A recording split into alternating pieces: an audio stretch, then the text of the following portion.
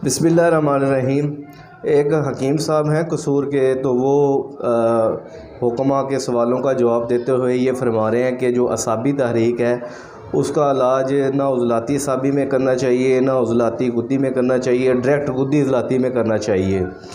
और दूसरी जो उन्होंने बात की है कि जो उज़लाती असाबी है उसका इलाज ना उज़लाती गुद्दी में करना चाहिए, ना गुद्दी इज़लाती के अंदर करना चाहिए, डायरेक्ट गुद्दी असाबी में करना चाहिए।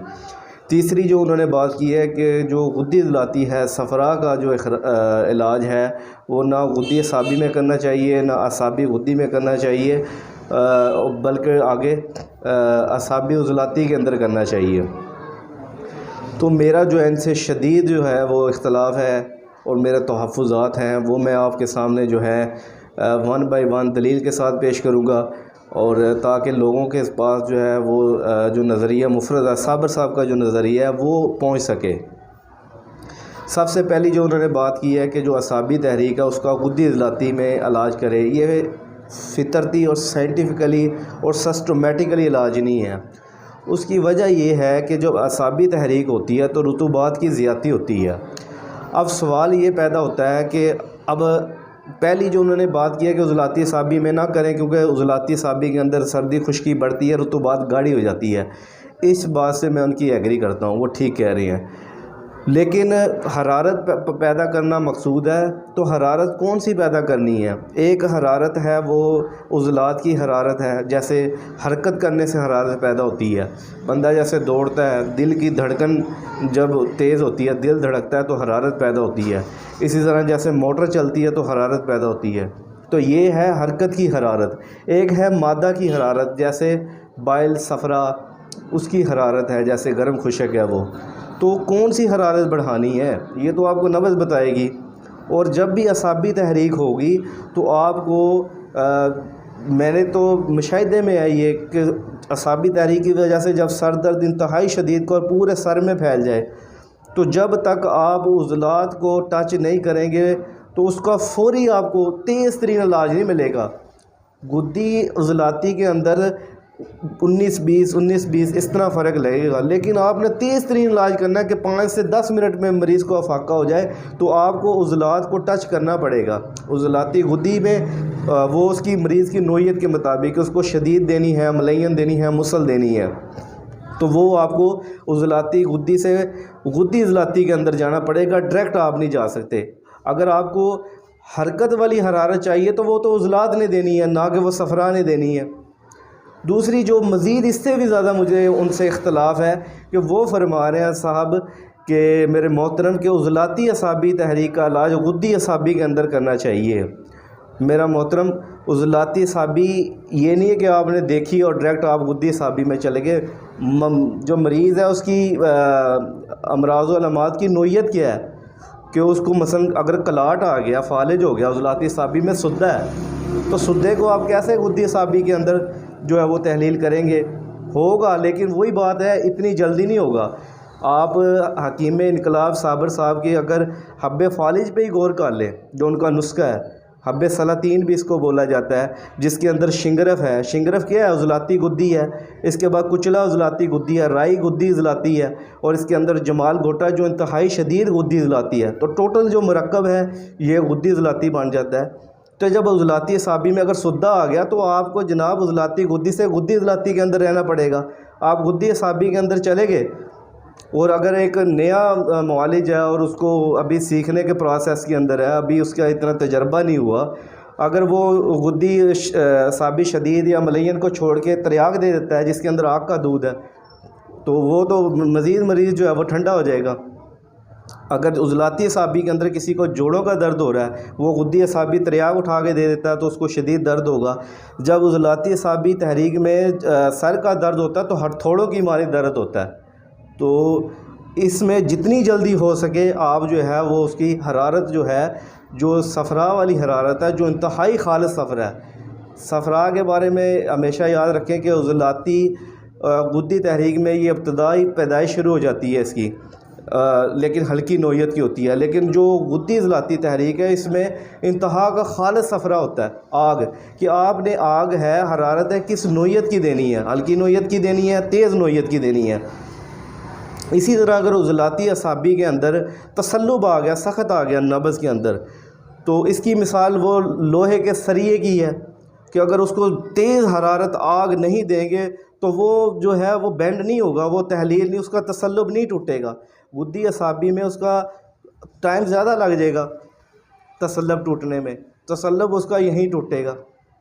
इसके अलावा हमने ये ज़लाती साबी में भी देखी नब्ज़ और डायरेक्ट जो हम गुद्दी साबी में नहीं जा सकते।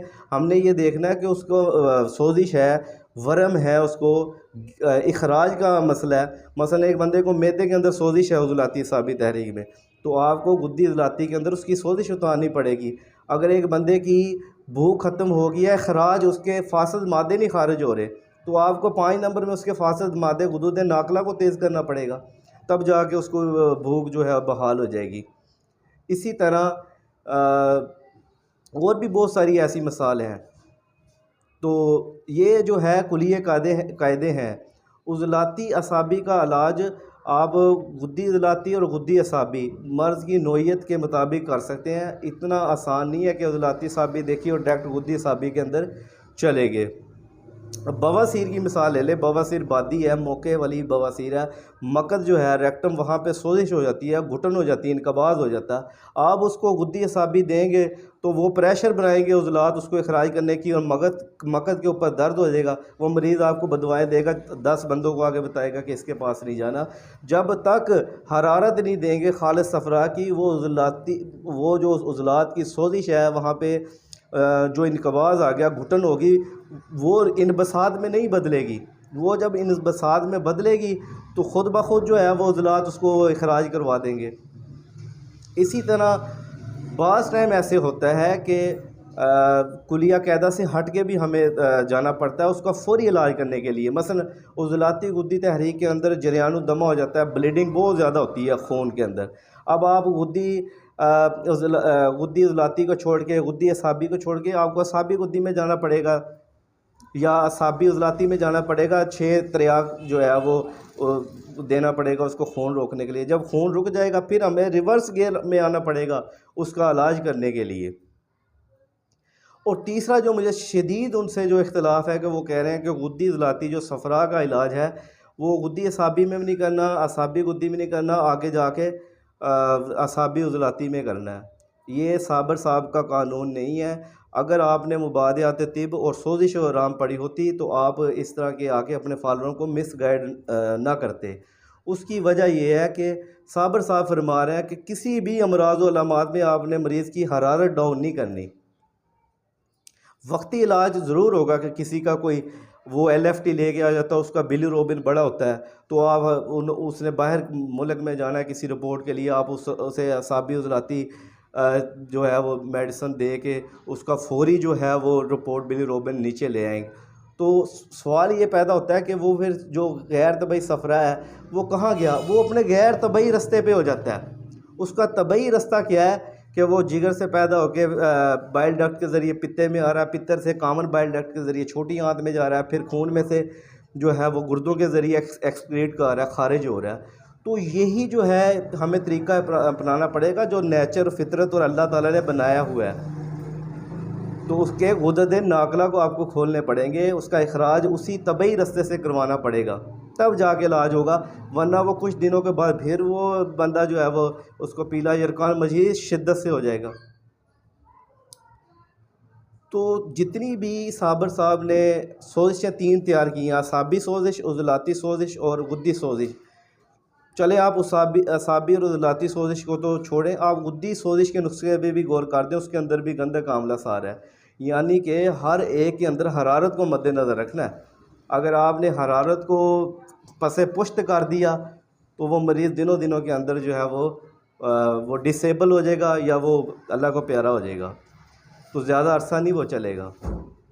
इसके अलावा भी बहुत सारे दलील हैं मेरे पास, लेकिन समझने वालों के लिए निशानियां ही काफ़ी है। तो दुआओं की अपील है। इंशाअल्लाह ये मैंने सोचा कि जो मेरे फॉलोअर्स हैं अगर उन्होंने वीडियोस देखी हुई है उनकी, कम अज़ कम मैं उनको जो इसके बारे में गाइड कर दूं। नज़रिया मुफरद अज़ा इतना आसान नहीं है जितना समझा जाता है, इसके अंदर बहुत सारी पेचीदगी हैं। दुआओं की अपील है। इंशाल्लाह नेक्स्ट वीडियो में मिलेंगे। अल्लाह हाफिज़।